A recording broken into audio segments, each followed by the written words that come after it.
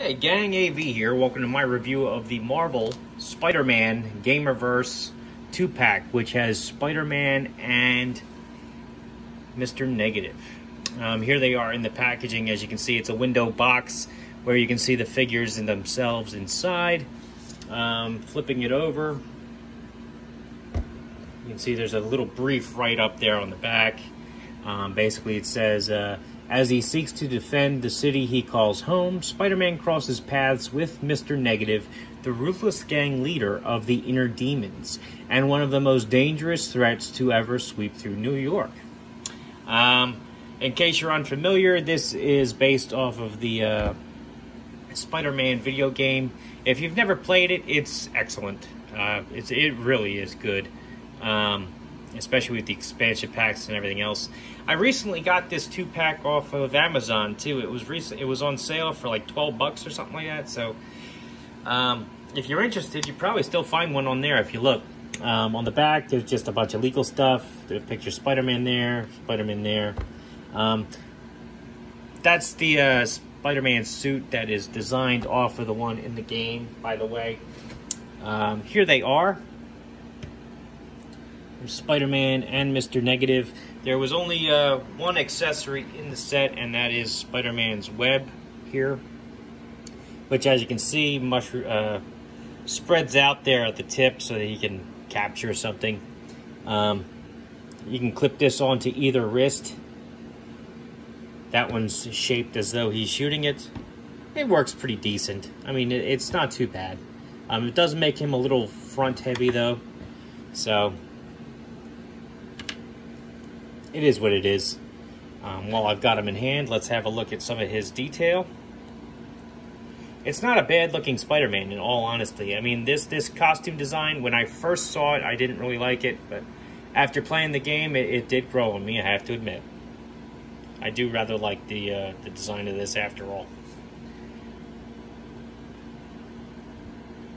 Not too bad. And while I've got him in hand, we'll do some articulation on him. His head is on a ball joint, can do a full 360 degrees. He can look up quite a ways because the ball joint is on a hinge, so he can look up quite a ways.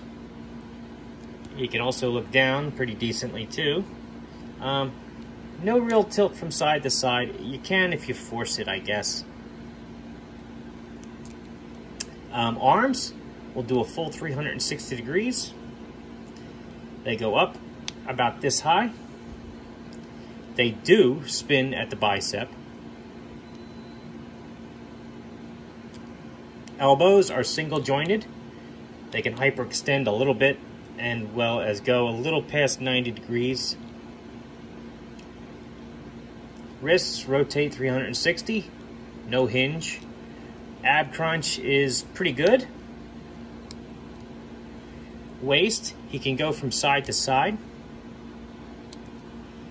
It doesn't feel like it wants to go farther than that, and I'm not going to risk breaking it.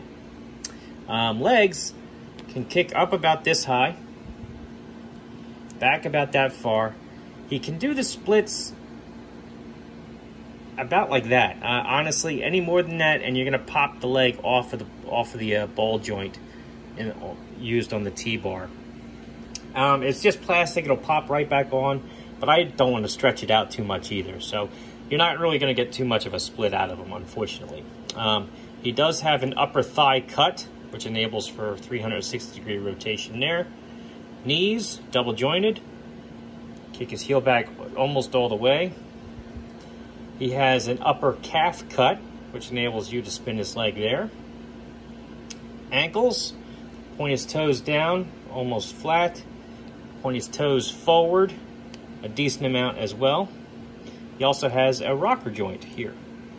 So, very good articulation on him. I just wish he had a little bit more on the upper arms. But the lower legs, I mean, he's got a lot going on. And a split would have been nice too, but especially for Spider-Man, because he's meant to be a little bit more on the acrobatic side.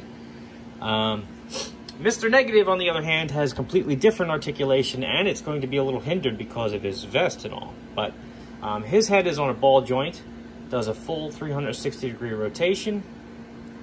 He can point his head up a little bit, down a little bit, and you can get a little side to side out of them. Arms, full 360-degree rotation. Point his arms up quite a ways. There's nothing at the bicep here. Instead, he has a single joint at the elbow, which gets 90 degrees and does a full 360-degree rotation. Wrists, 360-degree rotation, and that's it. He does have an ab crunch, as you can see, but it is greatly hindered by his vest. You can get a spin and a little bit of a crunch out of it, though, if you grab onto his legs and do it that way. Legs, kick his legs up about that far, back about that far, do the splits about like that. Nothing at the upper thigh, knees, single jointed, full 360-degree rotation. Ankles, he can point them down and up, but they are hindered by the cuff of his pants, and he has a 360-degree rotation there. So, not a bad-looking figure either. I mean, he's very accurate to the character design in both the comics and the video game. So, no argument there either. It's a good set if you're a fan of these two characters, especially if you're a fan of the video game, because you get the video game version of Spider-Man in this scale. Like I said, again, I got these on Amazon very recently on sale for like 12 bucks. Not bad at all. If you like this video, check out my channel where you'll see that I review a whole bunch of stuff 1/18 scale. Oh, superheroes, G.I. Joe, Boss Fight Studio. As a matter of fact, let me do some size comparisons now because I completely forgot. So anyway, here they are next to a vintage collection, a vintage G.I. Joe figure, namely Snake Eyes, who's a 3 3/4 inch figure and noticeably shorter than these guys. The same can be said for vintage collection Luke Skywalker from the Star Wars vintage collection line, noticeably smaller than him as well. Here is a more modern G.I. Joe figure, a Dollar General Cobra Trooper, who is closer to the 4-inch size and scales pretty nicely with them. Same can be said for a 4-inch Boss Fight Studio Blank. And last but not least, a World of Halo Master Chief, who towers over them like he should. So, like I was saying, check out my channel. I review a whole bunch of 1/18 scale figures, vehicles, and accessories. If you like what you see there, then please subscribe. And as always, thanks for watching.